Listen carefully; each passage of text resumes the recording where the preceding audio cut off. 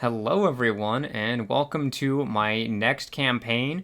This is the Zelda Worlds Without Number campaign, and I'm going to go over some of the basics here about what's going on and so forth. This is not a scripted video, so expect it to be a bit longer than I would like it to be. But essentially, it takes place in The Legend of Zelda world in Labrina from Oracle of Ages, and that is south of Hyrule, and during the time after the Great Calamity in Breath of the Wild, but before Link wakes up. Somewhere in that gap, so Hyrule is still hopelessly destroyed, and there is no hero over there, and Labrina itself is going to start having some issues. So some of the familiar faces moved downwards as refugees, such as the Gerudo and the Rito, but everyone else is still in Hyrule. And then there's the indigenous people too, Labrina itself, which would be the Gorons and the Zora.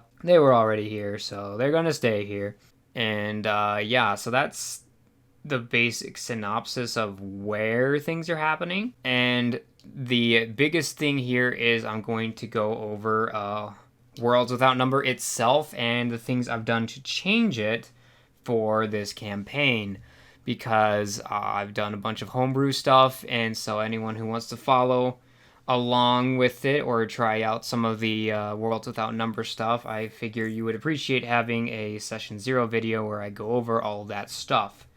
So without further ado, here it is. System-wide, the skill checks use d20s instead of 2d6. This isn't because I don't like the 2d6 skill system in Worlds Without Number. It's because I don't like the attribute system in Worlds Without Number.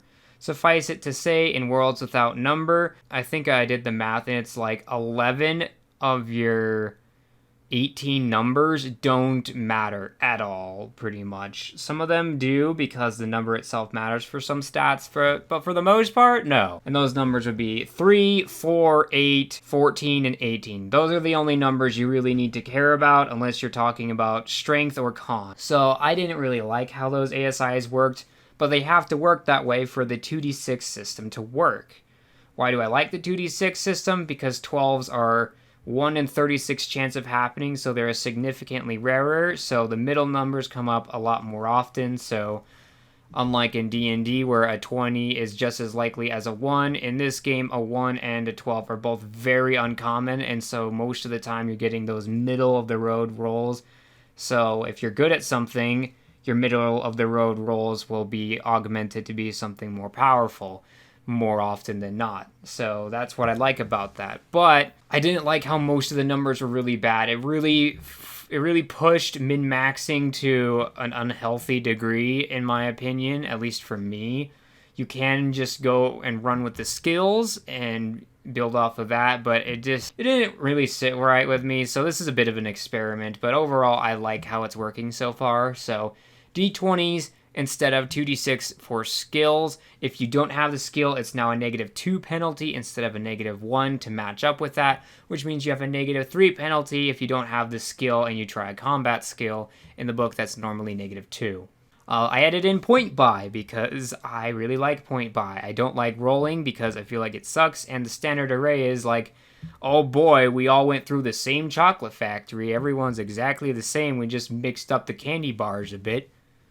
And, you know, it's just the same character in different wrapping paper, and I don't really like that. So, but I also don't like the RNG, so I made a point buy system. You have 30 points to spend, and every attribute starts at a value of 6. So in this campaign, a 6 is going to be a -2, I think, or a -3, one of the two. So if you have a 6 in D&D, it's the same negatives you'd get here.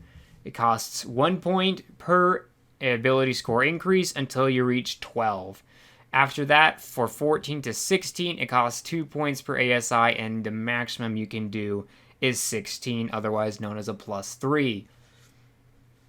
So yeah, -3 and +3, those are the lowest and the highest you can go with the point buy system, and you can wiggle around in there. All of my players but one chose this. One of them wanted to roll.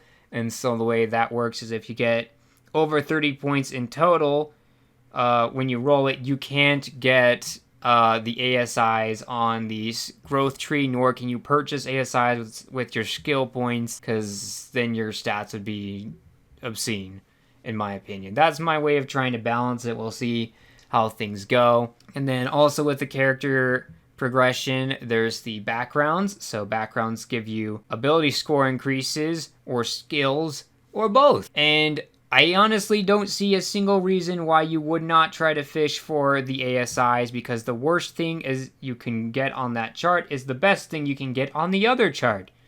So why not go for it? And I didn't really like that. So the way I changed that was you always get the free skill from your background, and then you get the most common +2 ASI and +1 to anything you'd like. That would be the growth table, the growth chart, as you will. Or you can go with the learning chart, which gives you the free skill, and then you can choose 3 skills from the list below. But you can only double up on something if it shows up twice. And if it does, you get that skill at level 1. You can't go higher than that. If you manage to get a focus that would, quote unquote, boost it to level 2, that's not how it works. It melts down into 3 skill points. You can look that up in the book itself. It's a little bit hidden, but it does exist. For the skills, I had to adjust them so that way they were still playing fair with everything else, because this is a skill-based system. Your skills at their peak of power are twice as good as your ASIs will be, which meant that I had to make things double what they were before, since now you can get +4 on your attributes. You now need to be able to get +8 on your skill points. So whenever you're rolling a skill check, that's where it's going to be applied. So if you're calculating effort, it's just the level value. If you're doing extra damage, it's just the level value, just like it says. But if you're doing a skill check, double the level value, and that's how much you add on to it. So if you have +4, so if you have a level 4 skill, that's +8 to your d20. So it's hefty, very hefty, big stuff.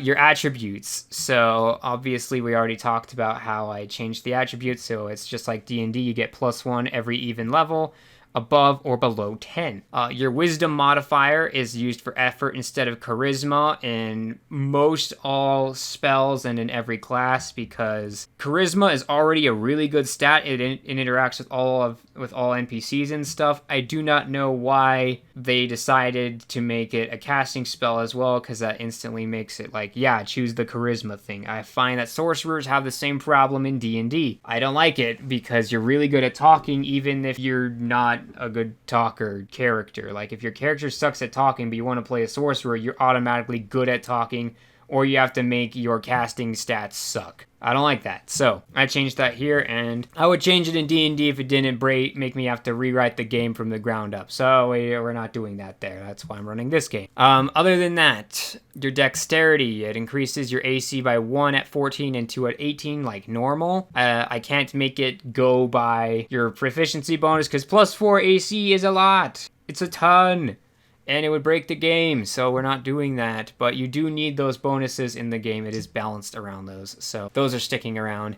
And then your Constitution modifier increases your HP by 1 at 14 and 18, just like before, for similar reasons. And those are the changes that I've made to the character basics. Now, if we move on to the classes, the expert class, the full expert, I should say, I made it so they're masterful expertise. Rather than allowing you to re-roll a check that you failed once per scene, or in my game, it's essentially once per long rest. That's how long my scenes are. I changed it so you automatically roll a 16. And if you've rolled a thing and it's really bad, you can force that to be a 12 instead. This makes it so it still is able to help you buffer bad rolls, but it also makes it so you can just choose not to roll in the first place when the stakes are really high. And this makes it much more comparable to the warrior class's ability to automatically hit or automatically make something really nasty coming their way miss. Warriors are super good. And I feel like the full expert should be just as good, so that's why the full expert gets those buffs, so that way it can compete.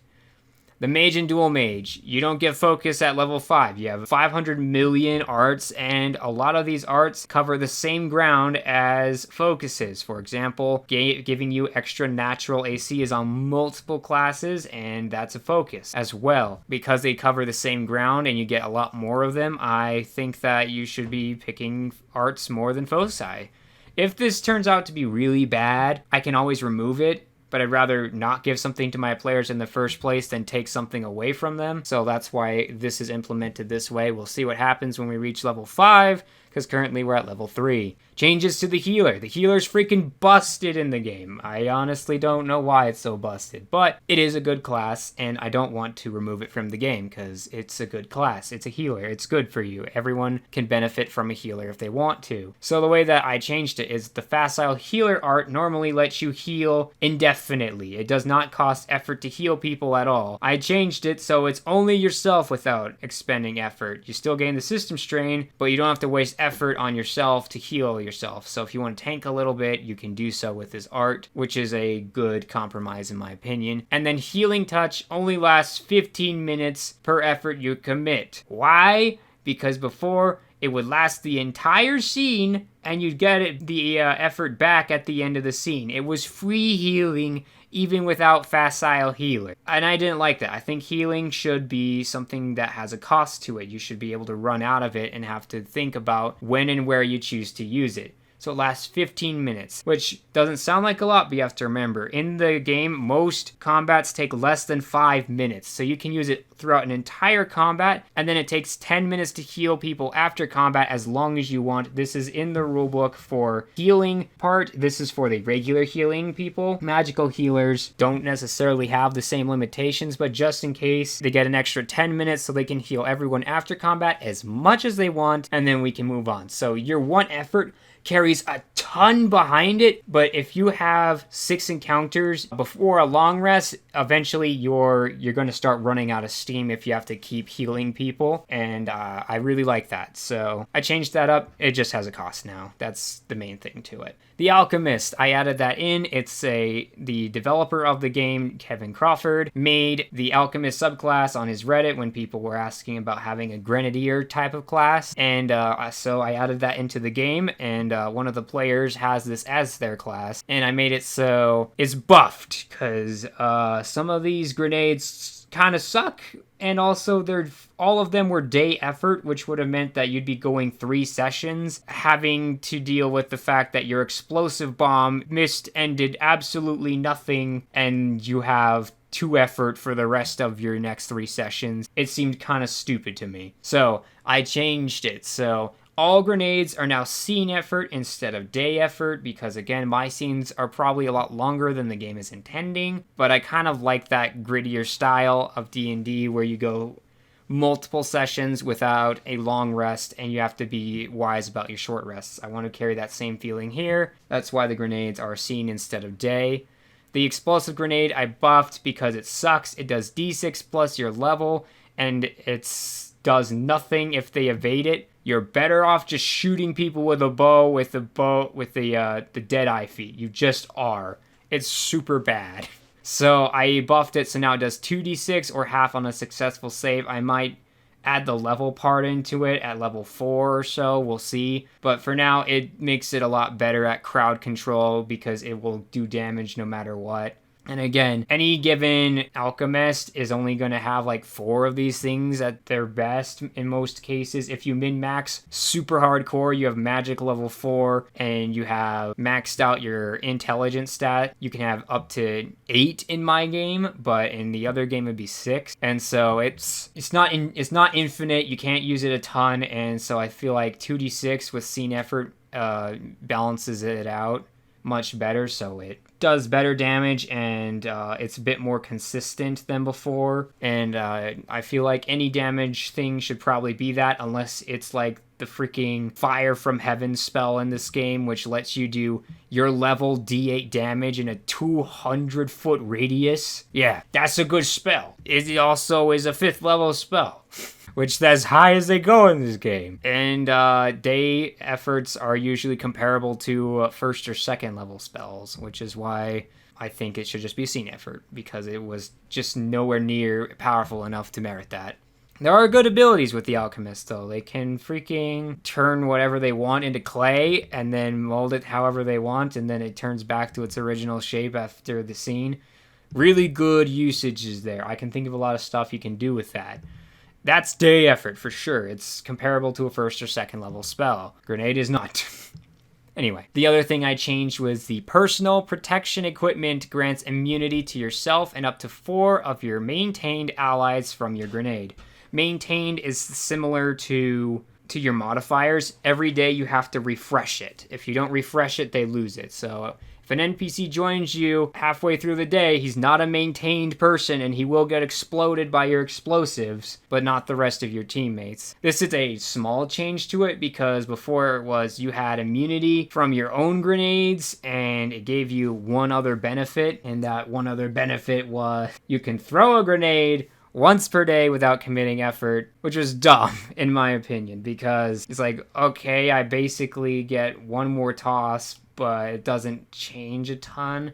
And with the other changes, I didn't want to make it so you get an extra toss per day or an extra toss per scene. It'd be really confusing to keep track of. So I just made it so you can blow up your allies and they'll be okay. As long as you maintain with them. This has obviously got an arbitrary number of 4 because I have a party of 5, but I feel like having a party larger than 5 makes more sense to pick and choose. So that way you would say, all right, all the melee guys get this, so that way they can be up close and personal, take the heat, I throw the grenade, they don't take damage, and everyone in the back stays safe. I like that tactical play. Maybe I'll knock it down to 3 if I want to force that on my players a little bit. But even then, I'm pretty sure I already know who's going to get it because most of my players are ranged. And then I modified the Duelist. Alright, if you like Dark Theme, I am sorry. So the Duelist, I had to rework its stat block. The main reason is as written, they make it so you lose half of your bonuses of being a partial warrior by picking it up.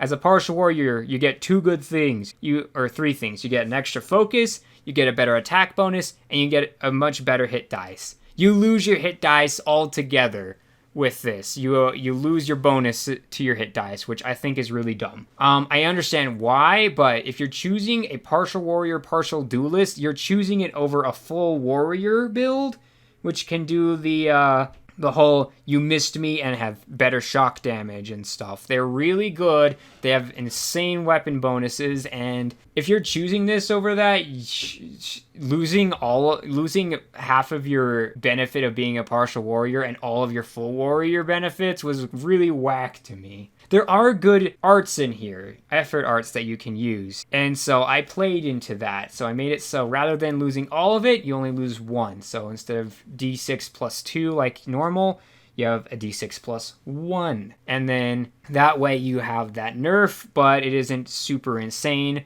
And if you want to work your way back up, you can, but we'll get to that later. So essentially, the Duelist, you pick your favorite weapon. So it can be a battle axe or a short sword or anything like that. Anytime you wield a battle axe or a short sword, it allows you to do special maneuvers similar to a D&D battle master, using your effort, usually for the scene, some are for the day, and you pick those up with your arts. And you also get a better hit bonus with it.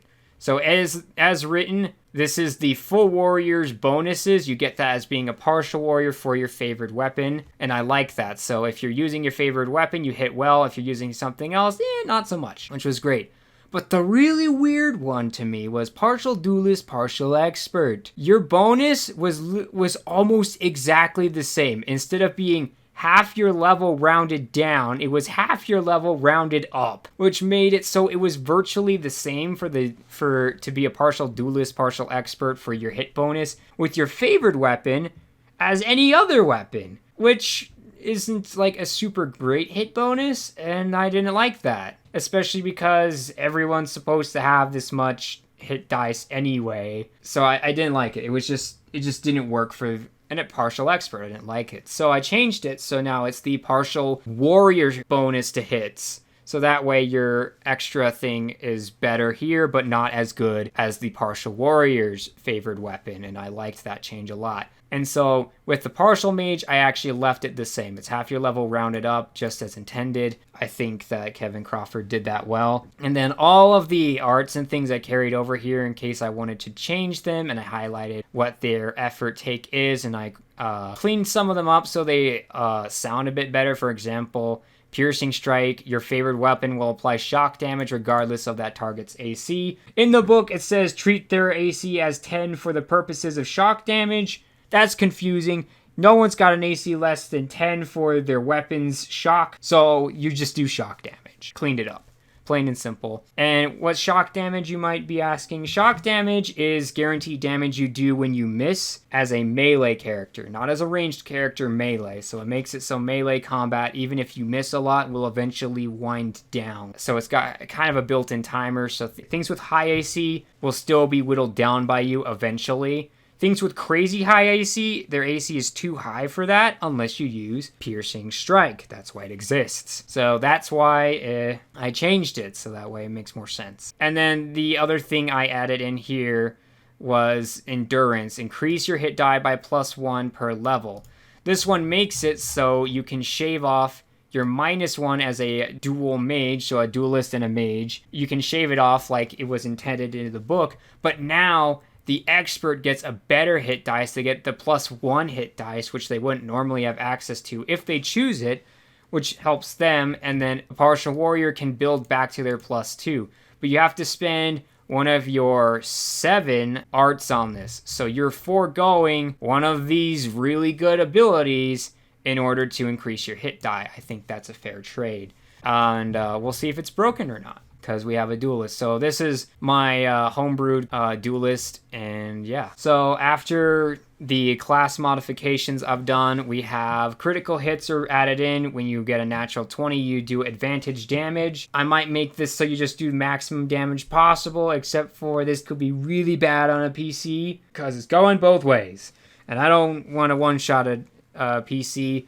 You are much squishier in this game than D&D. In D&D, you have hit dice from D6 to D12. In this game, everyone has D6. You get pluses or minuses based on your class, and they go as far as +2, and you can pick up a focus that gives you another +2. +4 in total. That's as far as it goes. So you're pretty squishy in this game. And because of that, I'm afraid of getting a critical hit with something that might do D8 or D10 damage and just shish kebabbing someone on accident. Or if I made it max damage, they would just die instantly. I don't want to do that, so it's advantage damage. And then this is something that I picked up from other series I did. If you see the Mystery Dungeon one, I put this in there. If you see the Gold Crows stream series, he does this for me when I'm a player as well. It's called Tactics Time. Everyone has 1 to 2 minutes to discuss what they want to do as a party and collaborate between each other, because you need that to have good synergy and tactics to take down bosses and things. I think it's a good idea to let your players do that.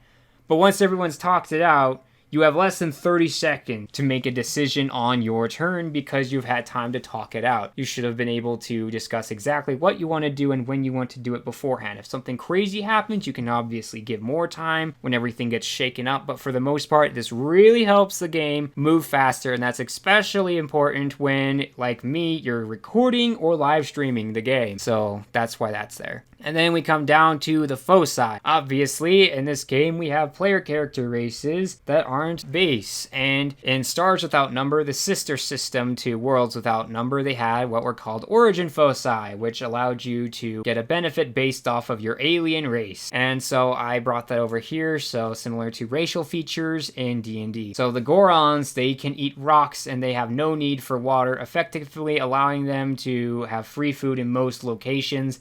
If they're on a boat or in the water, they're going to struggle like anyone else. They'll have to bring their own rocks to eat. And they don't gain regular nourishment from normal food, and they also have +1 to their AC like a shield would give them. So very good for the Gorons. So they have good survivability. They don't have to spend money on rations in my game, and they have extra AC. Obviously, if you're not using rations in your game, you might want to tweak this a little bit, because if you're not using rations, the first half of this is useless. Then we have the Rito. You can fly as far as you can walk in any direction, but whenever you take an action in the air, you descend 15 feet, and that's because I feel like staying in the air should be kind of difficult. As a Rito, you have to quit gliding in order to pull the strings on your bow or to swing with a sword. So because of that, you're going to drop in altitude. I'm not going to say you hit the ground like a rock or anything, but this makes it so staying in the air is a bit more difficult, and you want to be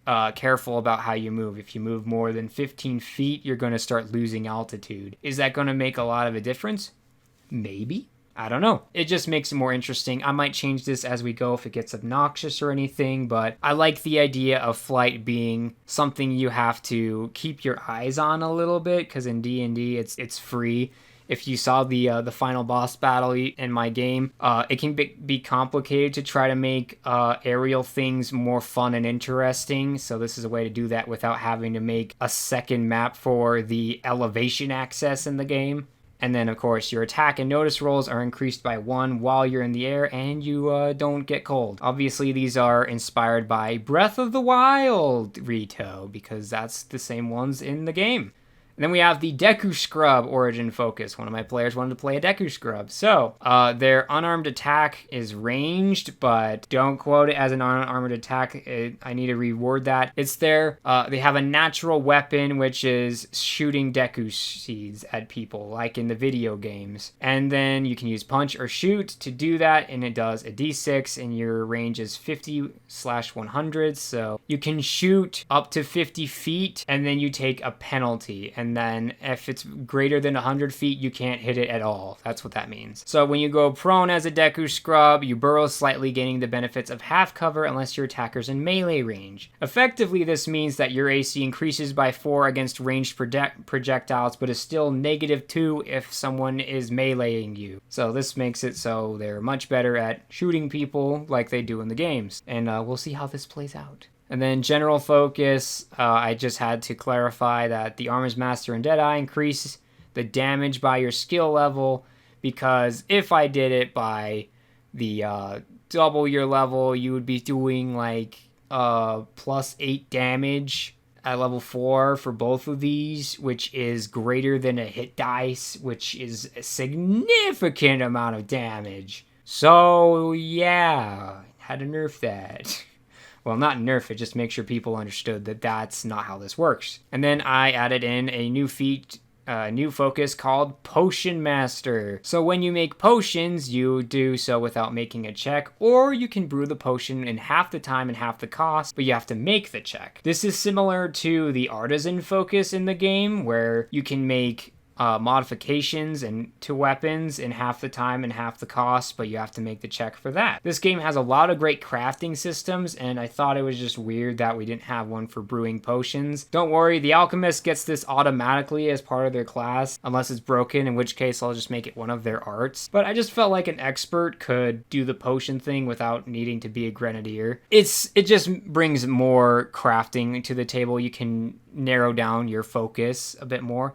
That's why they're called focuses. They're literally what your character focuses on. So if someone wants to be a potion maker, why not? I think that in your game, it might be more beneficial to have a potion master focus and a grenadier/demolition expert focus than the alchemist. If you want to have someone that just wants to make potions and blow stuff up, you can have the alchemist as I have it. Either way works. I just like giving out options. And then with items, I made it so rations are used 1 per day instead of like whatever, 2 or 3. It was really weird. I just made it 1, makes it easy and simple for everyone. And then I made it bundled encumbrance. So in this game, if you divide by 3 and round up, that's how much encumbrance it takes, because this game actually has an encumbrance system. The more you carry, the more you're weighed down. You can't carry an infinite amount of stuff with you, like in D&D. I mean, D&D has encumbrance system as well, but everyone forgets how it works. This one is much simpler, which makes it easy to keep track of. So yeah, rations. Essentially, every 3 count as 1, so... And then you, again, divide by 3, round up. So if you have 7 rations, divide by 3, you get 2, round up is 3. It costs 3 encumbrance